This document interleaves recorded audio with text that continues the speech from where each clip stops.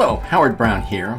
I'd like to address the question, what does a sulfur deficiency look like?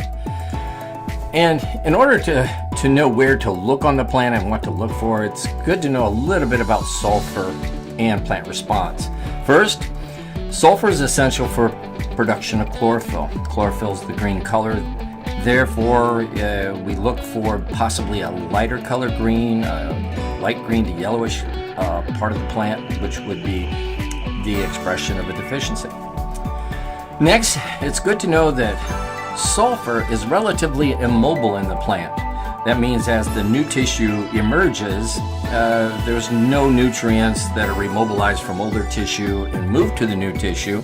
So when we see the new tissue and it shows an off color, it's showing a response to the lack of sulfur. And when we look for a specific deficiency, since it is involving chlorophyll, since it is immobile, we look for the affected tissue to have a light green to yellow color, and it would be specifically in corn on the upper part of the plant. Now with corn, it's even a little more different than just a yellowing of the upper tissue.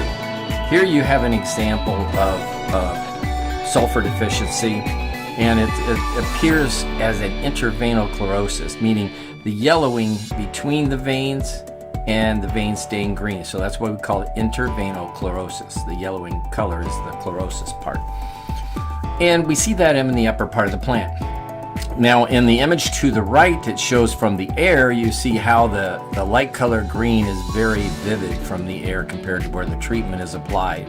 Very characteristic of sulfur to show us these kind of dramatic differences in color. And what the key will be is following this all the way through the growing season. Does this equate to final yield? Well, let's look at some images that shows this progression of some sulfur treatments. Now this is a field that's in the northeast part of Iowa back in 2007, and it was a research project that was put together by a extension research specialist in the field for Iowa State University. Now he used a treatment of sulfur. He used 40 pounds, and the reason he used so much sulfur is he did not want the rate of sulfur applied to be a limiting factor. And he used gypsum calcium sulfate. So calcium sulfate is a relatively soluble, not as soluble as some other forms, but that was his treatment. And let's watch the progression of images as he went through the growing season. Here's the next image that was recorded, and as you can see, it's starting to look where the sulfur is, the green color is coming back, and it's staying light color green where there is no sulfur applied. And in this particular case, he's showing 3 checks versus 3 sulfur applications. Next image is a little later, tassel time, and you can see where the sulfur was applied. We've retained a dark green color. Where there is no sulfur, it stayed light green. Also notice a difference in the height.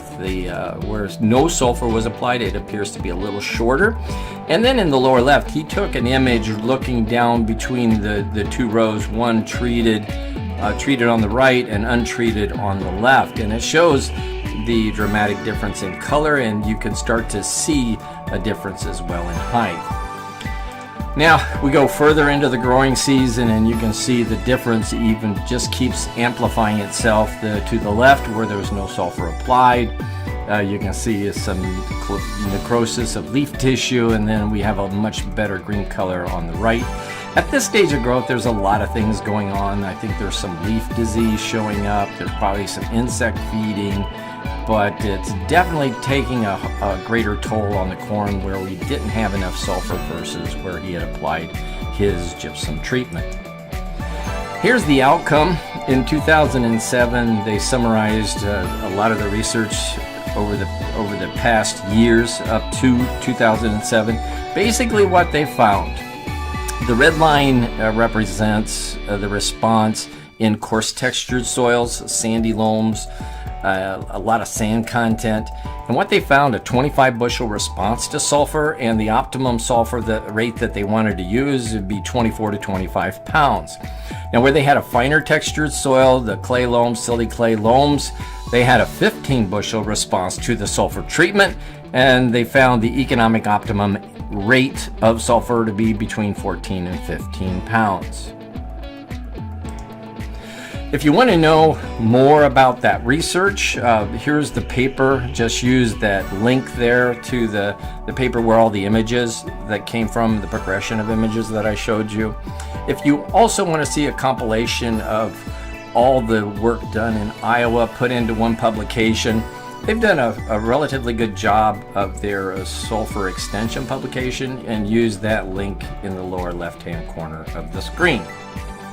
Well, now we should know a little bit more about what the deficiency symptoms look like. I think it's time that we spend a little time on looking at what do we do to correct it.